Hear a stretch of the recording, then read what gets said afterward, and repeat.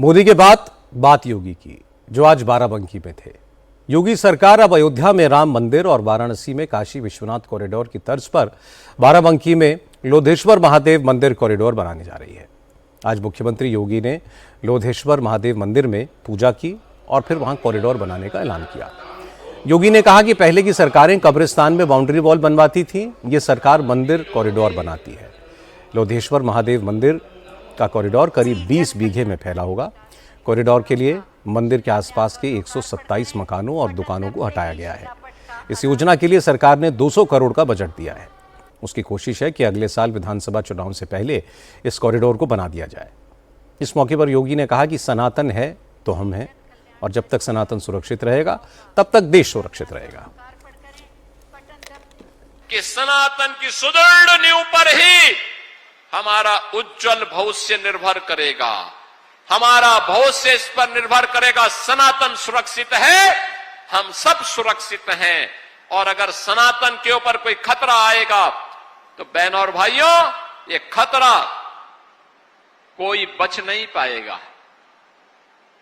ये जो बांटने वाले लोग हैं ना, ये सपा कांग्रेस के नाम पर जितने भी नमूने हैं, याद करना, जब आपके ऊपर संकट आता है सबकी बोलती बंद हो जाती है, ये सबका मुंह बंद हो जाता है, कोई बोलेगा नहीं। और यही कारण था, पैसा आपका, लेकिन वो पैसा खर्च होता था कब्रिस्तान की बाउंड्री वॉल के नाम पर। महादेवा के लिए पैसा नहीं मिलता था, अयोध्या के लिए पैसा नहीं मिलता था, महाराज सोहेलदेव के नाम पर, महाराज बिजली पासी के नाम पर, महाराज लाखन पासी के नाम पर, वीरांगना उदा देवी पासी के नाम पर, वीरांगना अवंतीबाई लोधी के नाम पर, वीरांगना झलकारी बाई कोरी के नाम पर, लोक माता अहिल्याबाई होलकर के नाम पर, या काशी विश्वनाथ धाम के नाम पर, या गोला गोकर्ण के नाम पर कोई पैसा नहीं प्राप्त होता था, कोई पैसा नहीं मिलता था। इसको वे सांप्रदायिक कहते थे। कब्रिस्तान की बाउंड्री वॉल बनाना उनके लिए यह धर्मनिरपेक्षता का एक मानक बन गया था।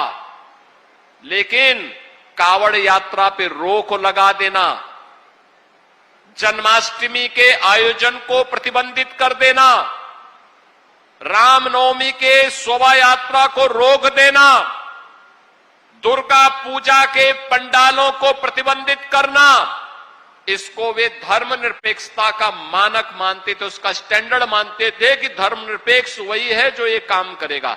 हमें ऐसे धर्मनिरपेक्षता को खाड़ फेंक करके सनातन की सुदृढ़ भूमि पर एक सुरक्षित भारत के निर्माण की दिशा में आगे बढ़ना पड़ेगा। एक सुरक्षित भारत के लिए कार्य करना पड़ेगा। योगी ने कहा कि पहले की सरकारें यूपी में कट्टे और देसी बम बनवाती थीं और उनके सहारे अपने गुर्गों से अवैध वसूली करवाती थी। लेकिन बीजेपी की सरकार में यूपी में ब्रह्मोस मिसाइल बन रही है जो पाकिस्तान पर अटैक करती है। योगी ने कहा कि उनके शासन में किसी के साथ भेदभाव नहीं किया जाता, लेकिन जो लड़कियों को छेड़ेगा, अपराध करेगा, वो या तो जेल जाएगा या जहन्नुम जाएगा। जो लोग धर्मनिरपेक्षता के नाम पर सनातन को अपमानित करते थे, ये वही लोग थे, ये वही लोग थे।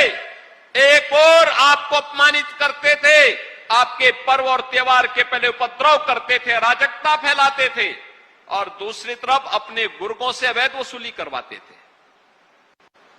यानी उन्होंने कोई निवेश तो किया नहीं, क्योंकि अराजकता थी, कर्फ्यू था, दंगा था।